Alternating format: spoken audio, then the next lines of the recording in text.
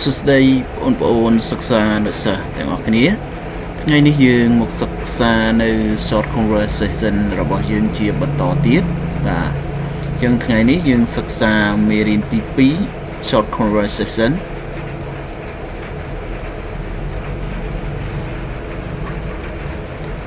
គឺបងប្អូន short កន្លែងនេះគឺ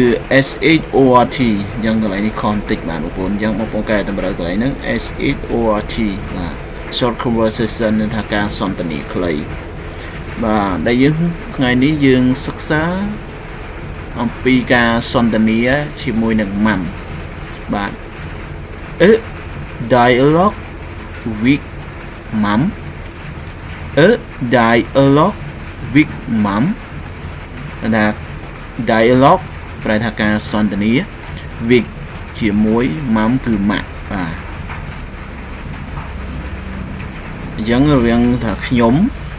ហើយនឹងម្នាក់ម្ដាយរបស់ខ្ញុំអញ្ចឹងនៅពេលដែលយើងទៅដល់ជួបម៉ាក់របស់យើងអាចគាត់និយាយថា Hey mom ថា Hey ma what are you doing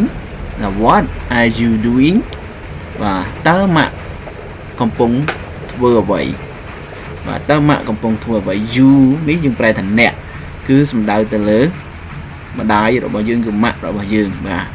What are you doing តើម៉ាក់កំពុងធ្វើអ្វីអញ្ចឹង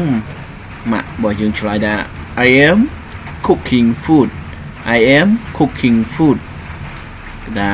ម៉ាក់កំពុងចម្អិនអាហារតបមកយើងក៏សួរបន្តទៀតថាគាត់ក៏សួរបន្តទៀតថា Oh can I help you Oh can I help you អូអញ្ចឹងតើខ្ញុំអាចជួយអ្វីម៉ាក់បានទេតើខ្ញុំអាចជួយអ្វីម៉ាក់បានទេបាទ Can I help you បាទយ៉ាងម៉ាក់ថា Sure ពិតជាចង់មែនណាប្រកបមែនណាអញ្ចឹង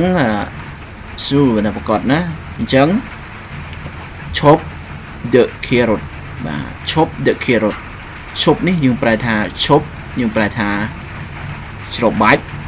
carrot យើងប្រែថាការ៉ុតបាទច្របាច់ការ៉ុតអញ្ចឹងគាត់ថាឥឡូវអញ្ចឹងច្របាច់ការ៉ុតទៅបាទអញ្ចឹងកន្លែងនេះអូខេសូមទោសបងប្អូនកន្លែងនេះគឺមីបាទមីអត់ថាអូខេម៉ាំអត់អីទេម៉ាក់អត់អីទេម៉ាក់យល់ប្រូម៉ាក់អត់អីទេម៉ាក់អញ្ចឹងគាត់ម៉ាក់ម្ដាយរបស់គាត់ប្រើឲ្យគាត់ទៅច្បាច់គឺគាត់ទៅច្បាច់បាទអញ្ចឹងវីដេអូនេះក៏ចប់តែប៉ុណ្ណេះសូមអរគុណនិងសូមគោរពលា